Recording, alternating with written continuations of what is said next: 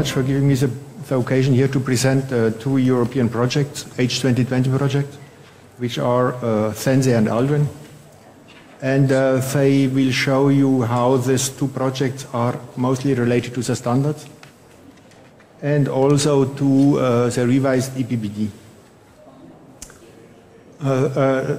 So as I said, that it was already mentioned this before, that the member states have new requirements. They have to transpose the revised requirements of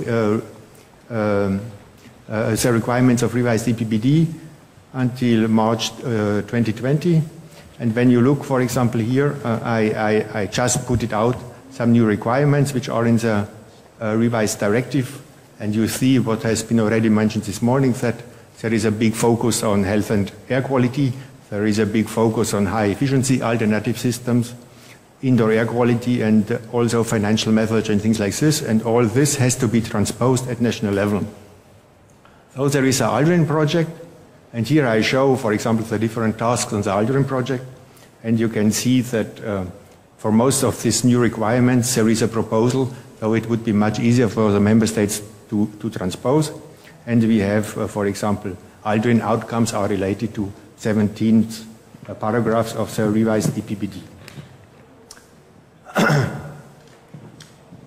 So standardization, what does it mean, standardization? For me, standardization means a common European. And why common European transposition of EPBD is key for building professionals. But you see here on the screen, you cannot see the details, but the only thing what you need to know are the greens and the red dots in this picture. You will see that here on the columns you have 34 national and regional methods. So we do not have national resources in Europe, but we have national methods and regional methods. So we have 34 regional methods. And you see that all this, there is no one which is, or mainly one or two, which are completely compliant to Annex 1 of the EPBD. So this is a study, I have to say, which is, EPBD is from 2012, not the revised EPBD, and the study was made in 2014. So you can see that only common European transposition will allow, for example, building professionals to work on the other side of the border, and we have still a lot of borders in Europe, to have a level playing field, which means that a fair competition between the products, because the products are not evaluated in the same way in the different national and regional methods. And of course, we talk about just databases. Common databases are very much important. Also to feed the national and regional methods. We talk about transparency also today and comparability. And it was mentioned that in the EPBD it is requested that the building performance shall be expressed by a numeric indicator of primary energy. This was mentioned also by Pausis just before. And here I give you an example of a primary energy calculation for the same building with the same calculation method. And you see that the results varies from 73 kilowatt hours to -5 kilowatt hours. And you see that if we don't have common methods, there will be no comparability. So there is a need for a common indicator and a need for a common rating scale. Otherwise, you will never be able to compare the results and you never know what we are talking about. And for example, in the ALDREN project, we gave a main indicator based on the CEN standards, which is a non-renewable primary energy balance with compensating by exported energy. And what is important also is that all the other indicators which are needed in national methods are also provided by the ALDREN project. Another new challenge in the and the requirement in the revised EPBD is also health and well-being. This is something which should be addressed. And here I give you just some examples. For example, here you have the relation between temperature and performance of office work. So we'll see how the performance of people varies depending on the temperature. So it is quite huge because it goes from, it varies from 1 to 75, so 25% if it is very hot in your building. And another example is ventilation and performance of work. You see also how the performance increase if you have a correct outdoor air supply rate. And here you have an example how the cost structure in an office building is structured.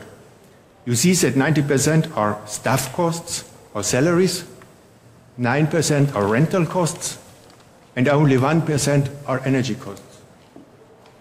So how you think you can convince somebody to invest in energy when you see this cost structure? So you see that maybe one of the main arguments would be that even a modest gain in work performance, so in the staff costs, can deliver significant financial benefits, not on energy savings, but maybe on productivity. And also, maybe this is the reason why also this point is very much underlined in the revised EPBD. And energy renovation, improving productivity, so is always cost effective. Because as you can see, as you saw before in my slides, that only small variations bring already high gains in productivity. So maybe the economic interest to underline is not only the energy savings, but also the increase of productivity. But then there is a need for a European, again, we are on the common, health and well-being indicator. And maybe there should be a link between the health and well-being indicator and the financial benefits. And again, the Aldrin project gives you made some proposals. For example, we have a new Aldrin classification, which is a TAIL index. So TAIL stands for thermal environment, acoustic environment, indoor air quality, light and visual environment. And we gave some rating also related to this. To finish my presentation, I will just also mention the CEN-CE project, the second one. So CEN-CE stands for CERN Certified Experts, European-wide qualification and training schemes based on EPBD mandated CEN standards. So the Aldrin project is more related to the tools, but the tools has to be applied by a qualified building workforce. And this is why in my slide you can see that in addition to reach the EU energy and climate targets, which are very ambitious in Europe, also a qualified workforce is needed. And this is why CEN-CE set up a large-scale training and qualification scheme on CEN standards. We started with the TC228 standards related to renewables and heating.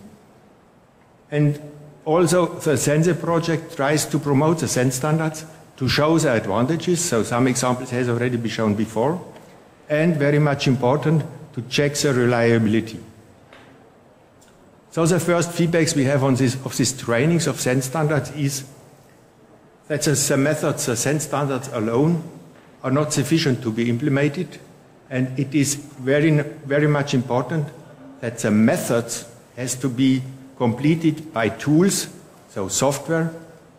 And we have some examples for this. For example, the Energy Plus, the USA, or in France, we have the French building regulation, where we do not stop on the method, but we provide also the tools related to the methods.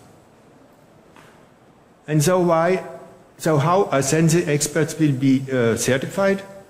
Well, we have in mind something like the driver license. So you see here the example of a driver license, A for a motorcycle, etc., etc. And here you have the different standards, for example, related to TC228. And so we will do it standard by standard. So for example, if somebody will be certified only for sizing a building, then he will pass an exam only on the standard 12831, but he doesn't need, for example, to be certified on economics. And we hope that once, but this is a dream, that the CEN-CE certified experts should be allowed to work European-wide. So my conclusions are that the revised EPBD transposition offers a possibility for a common implementation, because in any case, the member states, they have to transpose the new requirements of the EPBD, and maybe instead of reinventing the wheel again, they could use the ALDREN or the CEN-CE project. I think that one common holistic European method would be very useful instead of 35, 34 national and regional different methods. I think that the common European tools, the software is missing, and the feedback from the member states showed that this would facilitate the use of the CEN standards and the common transposition. And last but not least, the ALDREN and the CEN-CE projects are a step forward towards a common European measure based on European standards. Thank you. Thank you very much. Next, Sorry. Yeah. I forget something. Oh, you forgot something. Yeah,